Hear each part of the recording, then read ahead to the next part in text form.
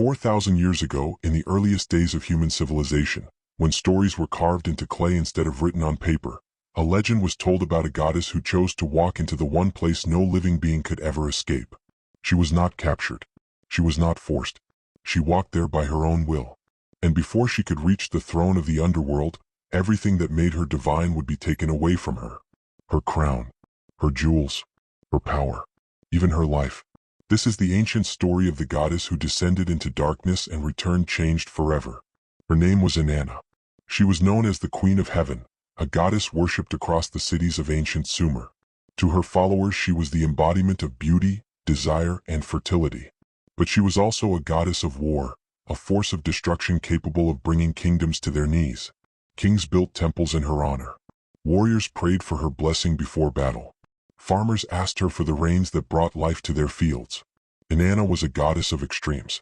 She could inspire love that lasted a lifetime or rage that destroyed entire cities. Her presence filled the heavens with power and fear. She wore a crown that symbolized her authority over the heavens. Her ears were decorated with shining earrings. Around her neck hung a necklace of sacred stones.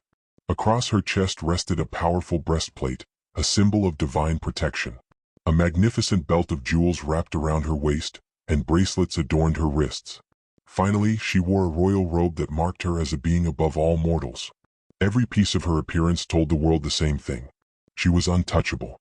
But even the most powerful beings sometimes feel a strange pull toward something forbidden. Some ancient versions of the story say that Inanna heard whispers about the realm beneath the earth, a place where the dead gathered in silence. Other stories suggest she wished to challenge the authority of the one who ruled that dark kingdom. And some believe she simply wanted to understand a truth that no god or mortal could avoid. Whatever the reason, one day Inanna made a decision that stunned even the gods. She would descend into the underworld. The underworld was not simply another land beyond the mountains or across the sea.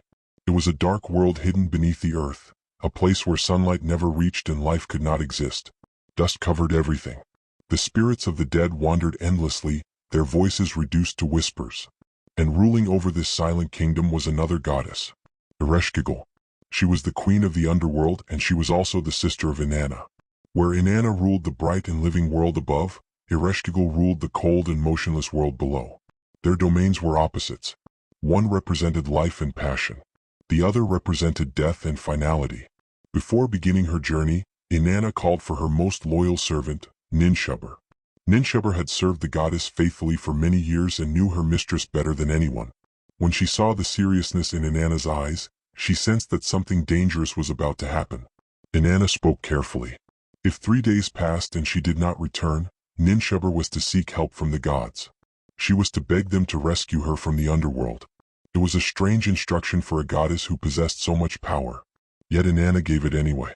Then she began her journey toward the gates of the underworld.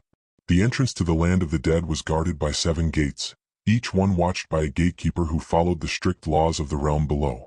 No living being was meant to pass through those gates. When Inanna reached the first gate, the gatekeeper stared at her with disbelief. The Queen of Heaven had come to the land of the dead. Inanna demanded to enter. The gatekeeper obeyed, but he warned her that the laws of the underworld required something in return. Anyone who entered had to surrender a part of themselves. At the first gate, he removed her crown. The crown that symbolized her rule over the heavens was taken from her head. For the first time in ages, Inanna stood without the mark of her authority. She said nothing and walked forward. At the second gate, her earrings were removed. At the third gate, the necklace around her neck was taken away. Something strange was happening. With each gate she passed, the powerful goddess looked less like a queen and more like a vulnerable traveler. At the fourth gate, the breastplate across her chest was removed. At the fifth gate, the magnificent belt of stones was taken from her waist. At the sixth gate, the bracelets were stripped from her wrists. With each object that disappeared, the symbols of her power faded. Yet the most terrifying moment was still waiting. When Inanna reached the 7th gate, the gatekeeper looked at her for a long moment before speaking. The final law of the underworld demanded that she surrender the last piece of her identity, her royal robe. And so the Queen of Heaven stood completely stripped of the symbols that once defined her. No crown, no jewels, no armor, no throne. Just a figure standing alone in the silent darkness. Because in the land of the dead, titles meant nothing. When Inanna entered the throne room of the underworld, the atmosphere was heavy with silence. The spirits of the dead filled the hall like shadows clinging to the walls. At the center of the chamber sat Ereshkigal. The queen of the underworld watched her sister approach with eyes that held centuries of loneliness and resentment. Some say Ereshkigal believed Inanna had come to challenge her authority.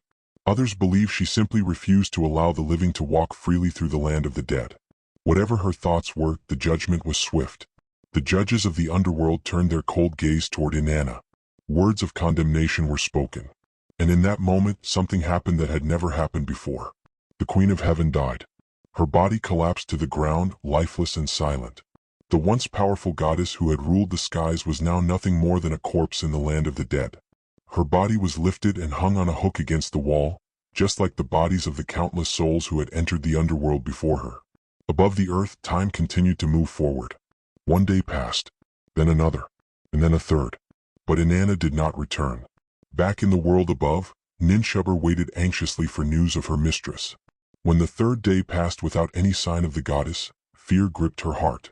She remembered the instructions Inanna had given her, and so she began to beg the gods for help. She went from temple to temple, pleading with the great powers of heaven to save the Queen of Heaven from the land of the dead. Many refused. Some said the laws of the underworld could not be broken. Others feared angering Ereshkigal. But finally Ninshubber reached the one god who might understand the danger of the situation. Enki, the god of wisdom. When Enki heard what had happened, he knew the balance of the world had been disturbed. The Queen of Heaven could not remain among the dead forever. So Enki did something unusual. From the dirt beneath his fingernails he created two strange beings. They were neither gods nor mortals, creatures that existed somewhere in between. Because of their strange nature, they could pass through the gates of the underworld without attracting the attention of its guardians. Enki gave them two powerful gifts, the food of life and the water of life. With these sacred items, the strange beings began their journey downward. They passed through the 7 gates of the underworld until they reached the throne of Ereshkigal. But instead of demanding the return of Inanna, they listened. Ereshkigal was suffering in deep pain, overwhelmed by sorrow that had built up over centuries of ruling the silent land of the dead. The strange beings echoed her cries and shared her grief. For the first time in ages, the queen of the underworld felt understood. Moved by their compassion, she offered them a reward. They could take anything they wished from her kingdom.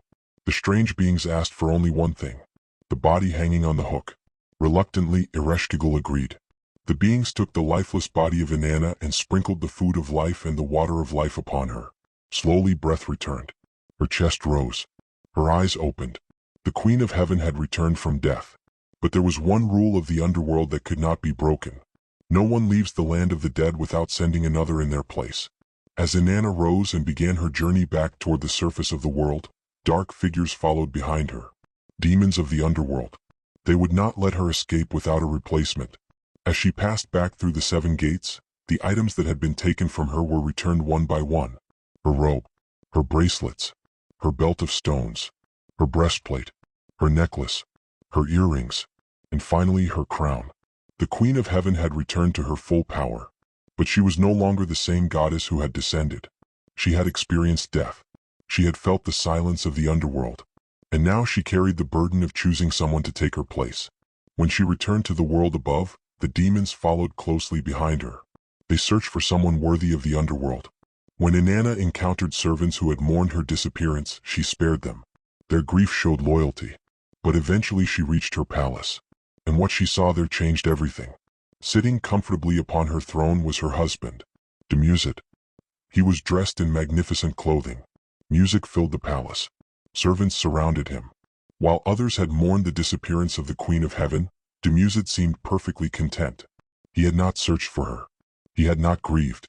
He had simply taken her place. The anger that rose within Inanna was fierce. She pointed at the man sitting on her throne, and the demons seized him. Dumuzid struggled and pleaded for mercy, but the laws of the underworld could not be ignored. He was dragged toward the land of the dead. Yet even this was not the end. Through the pleas of family and the intervention of the gods, a compromise was eventually reached. Dumuzid would not remain in the underworld forever. Instead, he would spend half of each year in the land of the dead and half in the world above. And with this cycle, the ancient people explained the rhythm of the seasons.